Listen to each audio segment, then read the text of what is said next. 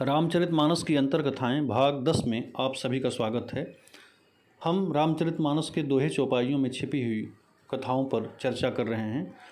अगली चौपाई देखें। शिव दधीचि हरिचंद कहानी, एक एक सन कहीं बखानी।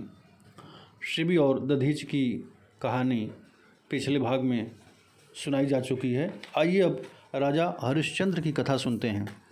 राजा हरिश्चंद्र अयोध्या के प्रसिद्ध सूर्यवंशी राजा थे। उनके पिता राजा सत्यव्रत त्रिशंकु थे। राजा हरिश्चंद्र अपनी सत्यनिष्ठा के लिए आज भी अत्यंत आदरपूर्वक याद किए जाते हैं। इनको अपने जीवन में बहुत कष्ट सहने पड़े, लेकिन फिर भी इन्होंने अपनी सत्यनिष्ठा को बनाए रखा। राजा हरिश्चंद्र की पत्नी तारामती थी। तारामती को शैव्या नाम से भी जाना जाता है। इनके पुत्र का नाम रोहिताश्व था।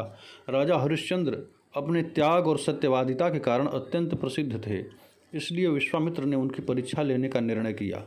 एक रात्रि को राजा हरिश्चंद्र को स्वप्न आया, जिसमें उन्होंने देखा कि उनके दरबार में ऋषि विश्वामित्र आए और उनकी इच्छा के अनुसार राजा हरिश्चंद्र ने उन्हें अपना संपूर्ण राज्य दान कर दिया। सुबह उठने के बाद राजा हरिश्चंद्र उसे स्वप्न समझकर भूलने ही वाले थे कि महर्षि विश्वामित्र उनके दरबार में आए और हरिश्चंद्र को उस सपने के बारे में बताया।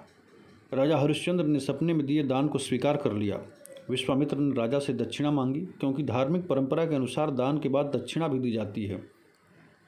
राजा हरिश्चंद्र ने अपने मंत्री और सिपाही से राजकोष से पैसे लाने को कहा। महर्षि विश्वामित्र ने राजा से कहा कि आप तो अपना पूरा राज्य पहले ही मुझे दान कर चुके हैं, फिर राजकोष से पैसे कैसे निकाल सकते हैं।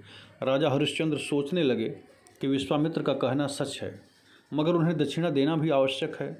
कुछ देर बाद राजा हरिश्चंद्र ने कहा, मैं क्षमा चाहता हूँ, अभी मेरे पास कुछ नहीं है आपको देने के लिए, किंतु मुझे थोड़ा समय दें तो मैं आपको दक्षिणा दे सकता हूँ।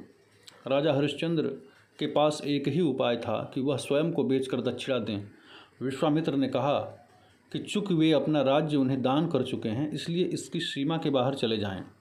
राजा हरिश्चंद्र अपने पत्नी और बेटे के साथ काशी चले गए, क्योंकि काशी को भूमंडल से अलग देवाधिदेव महादेव के त्रिशूल पर बसी नगरी कहा जाता है। राजा हरिश्चंद्र ने काशी के श्मशान घाट पर डोम के हाथों खुद को बेच दिया। इस कारण उन्हें अपनी पत्नी और पुत्र से अलग होना पड़ा। रानी तारामती ने एक साहूकार के यहाँ घरेलू काम करना स्वीकार कर लिया। रानी तारामती महारानी थीं। उनके पास बहुतेरे दास दासियां थीं, किंतु अब वे स्वयं बर्तन मांजने और चौका लगाने का काम करने लगीं।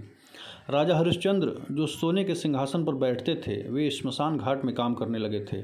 अपने मालिक की डांट फटकार सहते हुए भी नियम व ईमानदारी से वे अपना कार्य करते रहे।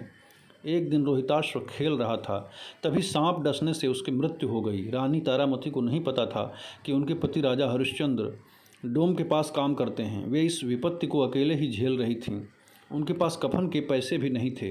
वे रोती बिलखती किसी तरह से अपने पुत्र के शव को गोद में लेकर श्मशान घाट पहुंची।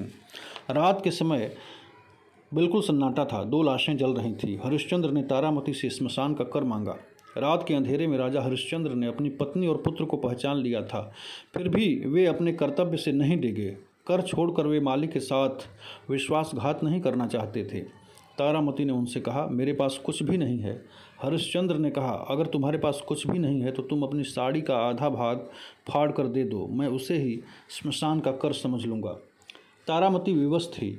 उन्होंने ज्यों ही अपनी साड़ी को फाड़ना चाहा, आकाशवाणी हुई, हे राजन, सत्यनिष्ठा की इस परीक्षा में आप उत्तीर्ण हुए।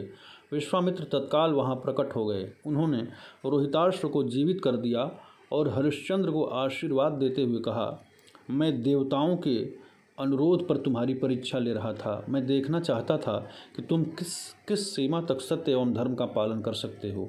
यह कहते हुए विश्वामित्र ने उन्हें उनका राजपाट भी लौटा दिया। यह कथा थोड़े अदल बदल के साथ कई पुराणों में मिलती है।